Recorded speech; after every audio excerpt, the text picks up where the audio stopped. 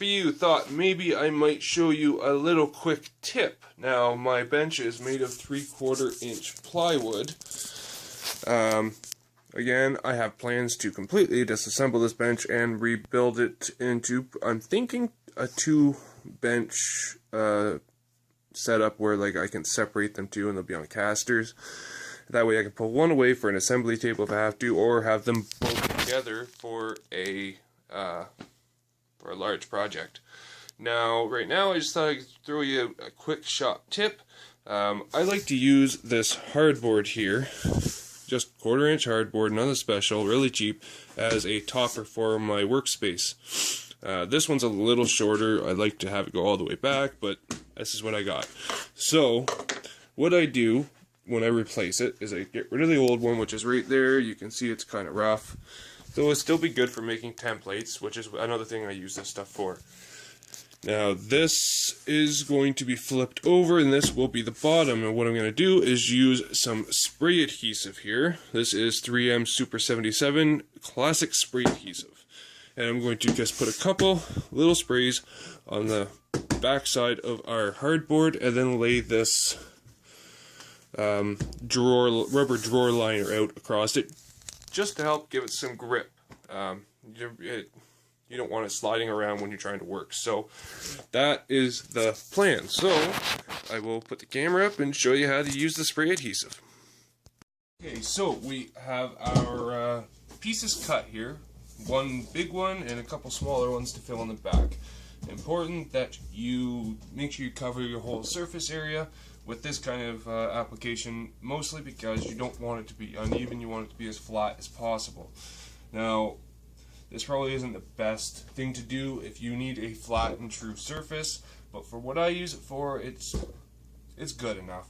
So what we're going to do is remove these, and going to kind of keep them neat so I can roll them out and apply them after we get our spray adhesive on. So that's all ready to go. I probably should just wipe down the surface quick to make sure there is no dust or anything on them, because I'm sure that there is. Oh yeah, obviously. So that all wiped down, get rid of our rag. Now you need to make sure you shake this good for about a minute before use. I've already given it a shake, so it's pretty well good to go. Just give it a quick little shake.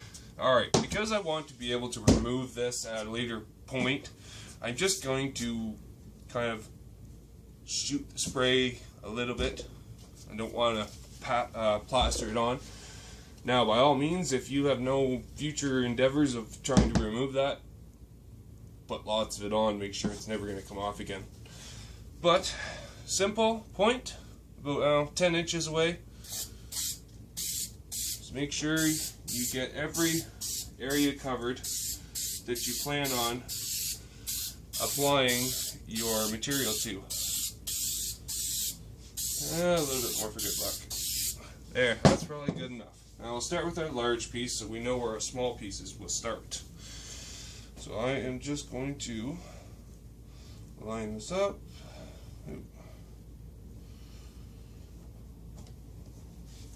Get out any of the wrinkles. And once you kind of have it where you need it, just press it down. Smooth the wrinkles. Nope, I don't think we're getting very good adhesion over here. Never hurts to go back and put a little extra on. Pull that out. That's sticking pretty good. Yeah, maybe I didn't put quite enough on. But it's better to go back and make sure with a little bit less than having too much. Because if you have too much, then there's no going back from it, right? So that should do it. We'll put a little extra on for these smaller strips. Just flip them over. You don't overlap, because that will cause the unevenness that we don't want with our finished product. Just kind of line it up with the edge of your prior piece.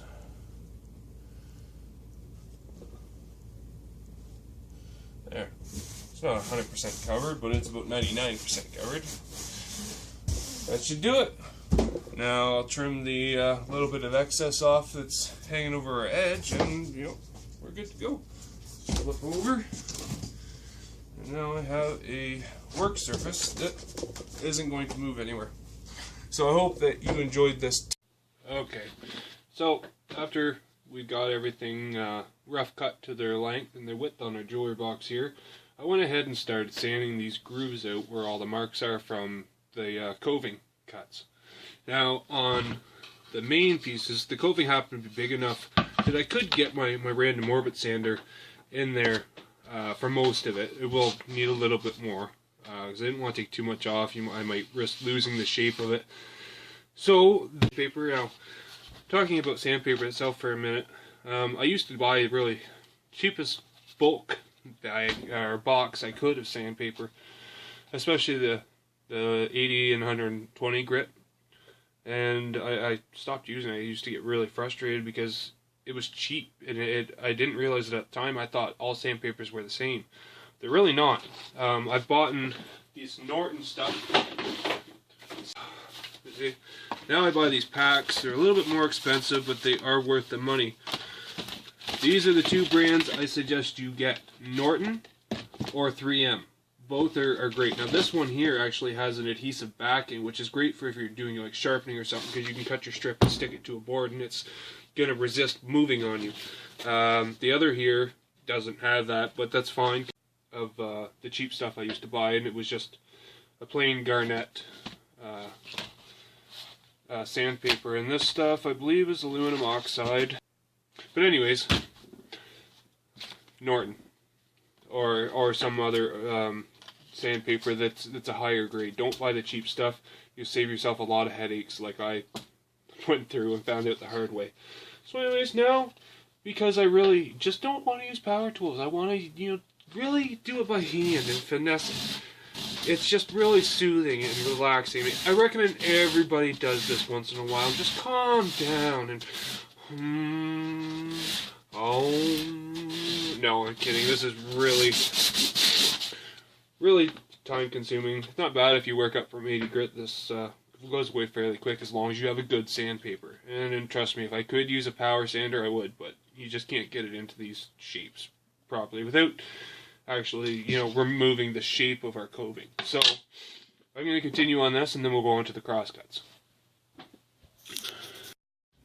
Okay, so I hope this shop tips video was somewhat informative. I have some new ideas for upcoming shop tips, but this whole structure of it, I'm kind of playing around with, so bear with me. The top for my workbench here, I needed to replace it, so I just thought I'd show you how I do it, and a little bit of information on the spray adhesive that I use and how it's used itself. As far as the sandpaper goes, the whole basis of that was just to basically say it's worth investing in a good sandpaper.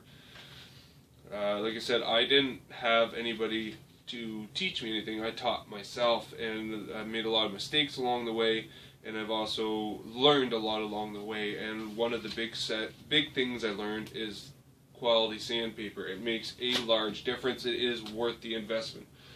Now these Norton packs, there's 3 pieces of sandpaper, the 8x11 in each pack, and I believe they're about $4 a piece here in Canada.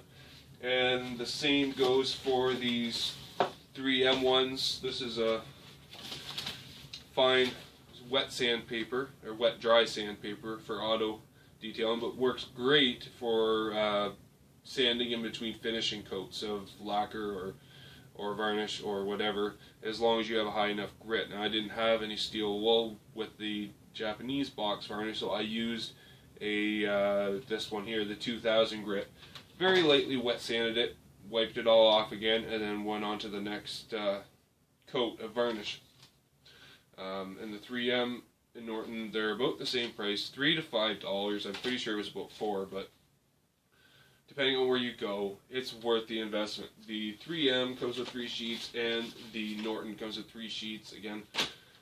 But if you go to your local hardware store and they don't have a quality sandpaper, I would suggest going to find somewhere that does, like Home Depot, or I assume Rona would probably have it, or Lowe's. It's worth the trip and investment. I usually go when I pick up.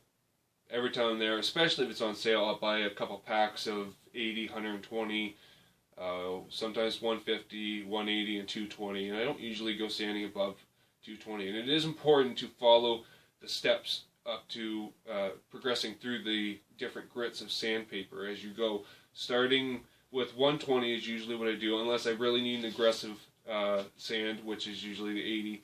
But 120, and then I'll usually just skip right up to 180, and then up to 220. So 80, 120, 180, and 220.